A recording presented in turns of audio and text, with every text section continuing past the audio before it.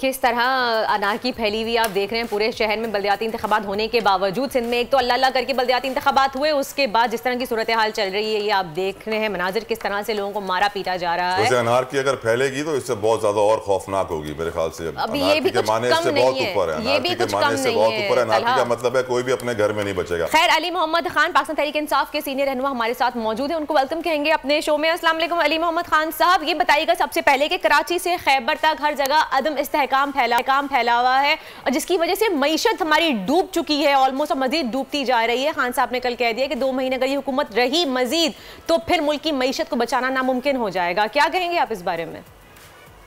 جی بہت شکریہ۔ بسم اللہ الرحمن الرحیم، اللہم صلی وسلم مبارک علی سیدنا محمد وعلی آل محمد صلی اللہ علیہ وسلم۔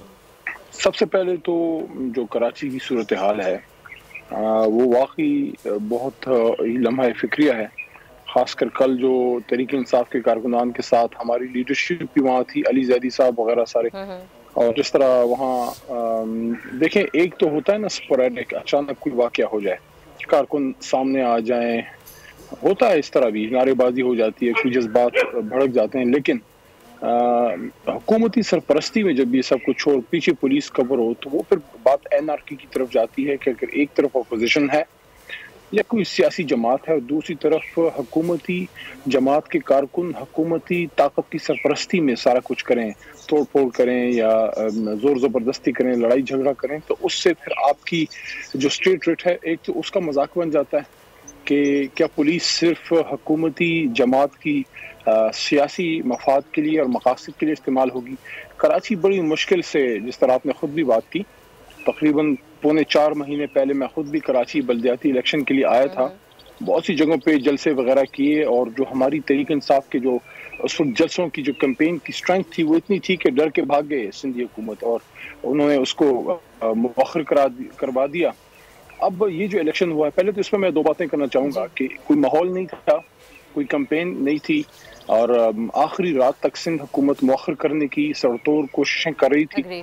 آپ کو اس کا آئیڈیا ہوگا کہ تحریک انصاف کی کیمپین جب چلتی ہے، 15-20 دن آپ کی کیمپین ہوتی ہے، ہمارا ووٹر نکلتا ہے، ایک ماحول بنتا ہے، تو اچانک ایک چلو وہ ایک کام ہو گیا، چلو جیسے تیسے ہو گیا، اس میں دھاندلی کی بھی رپورٹس آئیں، لیکن اس کے بعد احتجاج کا تو ایک حق ہے نا کسی بھی سیاسی جماعت کو۔ ہمارے کارکن کل بیٹھے احتجاج کر رہے تھے، دھرنا دے رہے تھے، اور اس پہ جو حکومتی سرپرستی میں ان کے گنڈوں نے دھوا بولا وہ بہت ہی غلط ہے۔ دوسرا جو معیشت کی بات ہے، دیکھیں اس وقت پاکستان کی معیشت دگرگوں ہے، صورتحال انتہائی خراب ہے۔ آپ نے اسٹیٹ بینک آف پاکستان کے گورنر صاحب کے ساتھ جو ہماری بزنس کمیونٹی کی میٹنگ ہوئی ہے، اس کی صورتحال آپ نے کراچی میں کل دیکھ لی ہوگی کہ جس طرح سے وہ سارے روئے ہیں اور اپنی احتجاج کیا ہے کہ ہمیں کچھ نہیں چاہیے، کم از کم ہماری ایلسیاں کھلوا دو کہ ہزاروں ڈالر دن کے ہمیں دینے پڑ رہے ہیں، اور آپ امپورٹ کا سامان پڑا ہوا ہے، اندر آ نہیں پا رہا، دوائیوں کے مسئلے ہیں، ٹیکسٹائل ایشوز ہیں، آپ کے ہیوی انڈسٹری کے ایشوز ہیں۔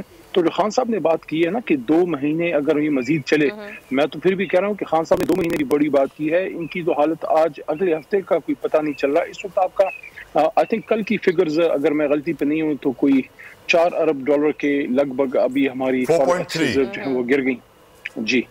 تو آپ اس صورتحال کو آپ دیکھ لیں کہ آپ کے پاس 3 مہینے کا امپورٹ بل نہیں ہے، تو میرے خیال میں اس ملک پہ ابھی اگر جنہوں نے بھی یہ تجربہ کیا ہے ان کو جو ہے اب سبق سیکھ لینا چاہیے کہ پاکستان کی مستقبل جو ہے ایک بات میں پنہا ہے کہ ابھی آپ ایک الیکشن کی طرف جائیں اور عوام کو فیصلہ کرنے دیں۔ علی محمد خان صاحب، پچھلے 75 سالوں سے جب سے پاکستان بنا ہے، مجھے نہیں یاد کہ وہ کون سے الیکشنز تھے جس کے اوپر دھاندلی کا الزام نہ لگا ہو۔ پچھلے 75 سالوں سے جب سے پاکستان بنا ہے، نظام کی بہتری، سسٹم کی بہتری کے اوپر کوئی بات نہیں کرتا، جس کی وجہ سے ہم ایک ہی روش میں، ایک ہی ڈائریکشن میں چلے جا رہے ہیں اور ہم ترقی نہیں کر رہے، تنزلی کا شکار ہیں۔ ای سی پی کا بھی آج فیصلہ آنا ہے، اس کے اوپر بھی کمنٹ کیجئے سر، کیا ایکسپیکٹ کر رہے ہیں؟ لگتا ہے آپ کو ای سی پی خان صاحب کے حق میں فیصلہ کرے گا؟ دیکھیں امید تو مجھے کم ہی ہے، کیونکہ بدقسمتی سے الیکشن کمیشن جو پاکستان کا بہت مضبوط اور طاقتور ادارہ ہونا چاہیے تھا، وہ جو ہے پارٹی بنا ہوا ہے، اور وہ تو سب کا ادارہ ہے، ایک آئینی ادارہ ہے، اور اس نے تو اس ملک میں شفاف الیکشن کو یقینی بنانا ہے۔ اگر اس کا اپنا ہی کردار متنازع بن جائے چند شخصیات کی وجہ سے، तो ये बहुत बड़ा एक अफसोस ही किया इदारों से पार्टी बाजी कैसे खत्म करेंगे खान साहब? लेकिन उसमें एक ही तरीका है कि ना आप उनसे फेवर लें और ना जो है आप उनके टारगेट बने। और जो खान साहब ने ये बात की भी है कि हमें कोई फेवर नहीं चाहिए, किसी से भी नहीं चाहिए। आपको क्या लगता है मुल्क में जितनी भी हमारे सियासी सूरत हाल है उसमें अमल दखल नहीं होना चाहिए। सही। अली मोहम्मद साहब ये बताइएगा, आपको क्या लगता है कि अब इलेक्शन अनकरीब अप्रैल तक हो जाएंगे या फिर हुकूमत दोबारा से कहीं इकोनॉमिक इमरजेंसी का सहारा तो नहीं लेके इलेक्शन को डिले करेगी?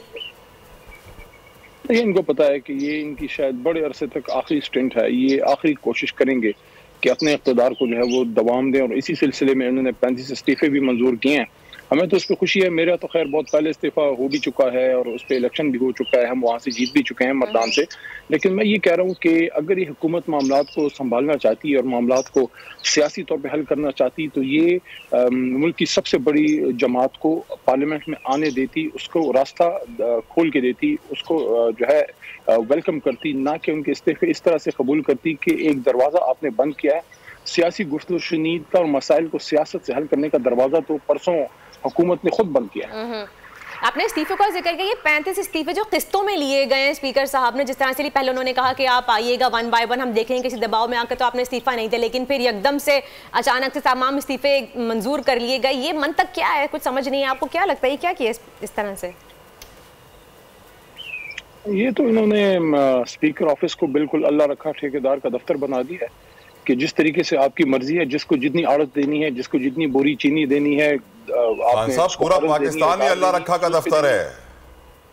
देखिए, पहले ये कहते थे कि मैं अनब्लॉक नहीं करूंगा, मैं तसल्ली करूंगा कि कोई प्रेशर तो नहीं है, अपने हाथ से लिखा हुआ होना इस्तीफा होना चाहिए। उन्होंने कहा 10 खत चेक करूंगा, कोई प्रेशर तो नहीं है, आपको अकेले आके मिलना पड़ेगा।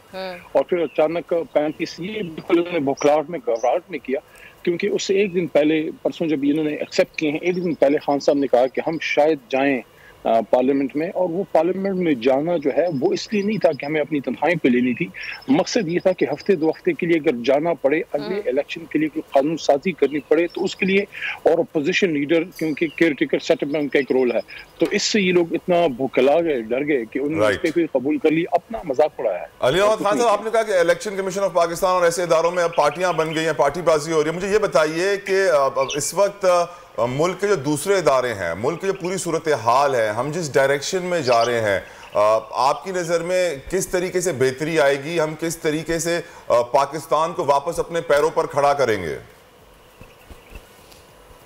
सियासतदानों को सर जोड़ के बैठना होगा और उनको सर निगरां वजीर आला के लिए तो सर जोड़ के बैठ नहीं रहे हैं सर, उसके अंदर ही वो कह रहे हैं कि कोई मसला हो जाएगा। यही तो मैं अर्ज कर रहा हूँ कि हमें सियासत से एस्टैब्लिशमेंट को और जुडिशरी को भी दूर करना होगा।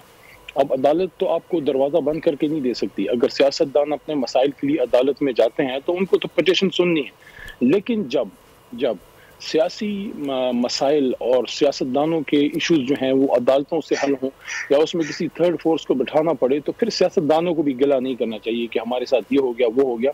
अब भी वक्त है, सियासतदान सर जोड़ के बैठे हैं, और मेरे ख्याल में कल सदर मुमलिकत ने भी इस पे एक पेशरफ्त की है। उन्होंने एक बार फिर दावत दी है कि आएँ, बैठें, अपने मसाइल का हल निकालें, क्योंकि हमारी सियासतदानों की जो लड़ाई है उससे मुल्क का नुकसान होता है। और इमरान खान साहब ने जब ये कहा कि हम पार्लियामेंट में आना चाह रहे हैं, तो ये एक बार फिर उन्होंने एक पिंडी में उनको मुज़ाकरात की दावत दी कि अर्ली इलेक्शन पे आप बात करें। और तरसों जो उन्होंने ये कहा कि पार्लियामेंट में हम शायद आएँ, तो एक बार फिर अपोजिशन की तरफ से एक इनिशिएटिव लिया गया। हालांकि इनिशिएटिव हमेशा हुकूमत लेती है, लेकिन जो ये सियासतदान बैठ नहीं रहे उसका नुकसान पूरे सियासी कल्चर को है और अवाम का एतमाद जो है वो सियासतदानों पे दिन ब दिन। Last but not the least, मौसम कैसा है इस्लामाबाद का?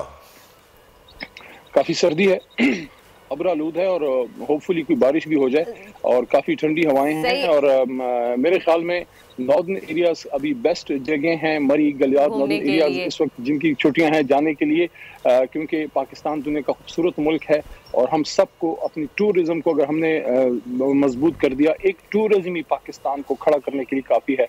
लेकिन क्या करें, वो ये जो हम अंधेरों में खौफ ज़दा बैठे हैं, क्या करें, खुद ही चिरागों को बुझा बैठे। सही। अली मोहम्मद साहब, आखिरी सवाल करना चाहूंगी आपसे कि अगर आप लोगों की हुकूमत आती है अभी इलेक्शन के बाद, तो क्या आप लोग मईशत को संभाल पाएंगे? क्योंकि जिस तरह की सूरत हाल चल रही है, जितने मुआशी मसाइल का सामना हमारे मुल्क को है, तो आप लोगों के पास कुछ प्लानिंग है, कुछ स्ट्रेटेजीज बनाई हुई है आप लोगों ने? कहीं आप लोग की मुश्किल में ना आ जाए। पहले भी करके दिखाया है। अप्रैल 2019 में यही 4-4.5 अरब डॉलर का फॉरेक्स रिजर्व था।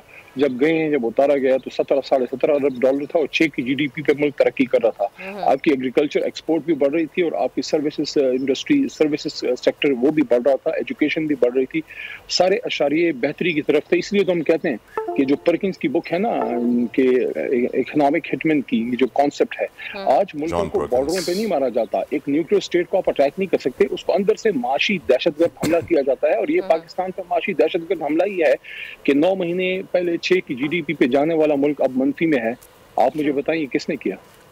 सही हकीकत है। बहुत बहुत शुक्रिया अली मोहम्मद खान साहब हमारे साथ मौजूद थे, पाकिस्तान तहरीक इंसाफ के रहनुमा। उन्होंने बताया कि पहले भी पाकिस्तान तहरीक इंसाफ ने ये करके दिखाया है, यही सूरत हाल और जो किताब का वो रेफरेंस दे रहे थे, that was confessions of an economic hitman bye John Perkins, जिसमें बताया गया है किसी मुल्क को तबाह करना होता है तो फिर बम या रॉकेट, गोले, गोलियां नहीं चलाई जाती हैं, मईशत उनकी इतनी तबाह कर दो कि वो अपने घुटनों पे आ जाएं, जो हमारे साथ हुआ है।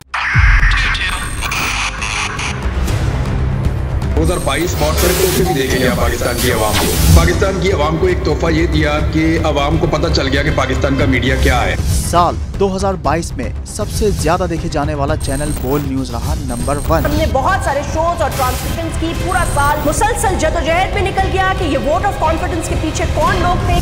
तोड़े रेटिंग के सभी रिकॉर्ड। सोशल मीडिया पर भी सबसे ज्यादा तेजी से 2.4 बिलियन व्यूज का संगे मील अबूर किया। एंकर्स को भी आवाम में सबसे ज्यादा मकबूलियत मिली और सोशल मीडिया पर भी बोल रहा सब पर भारी। सब्सक्राइब करें और बेल दबाएं ताकि कोई खबर रह न जाए।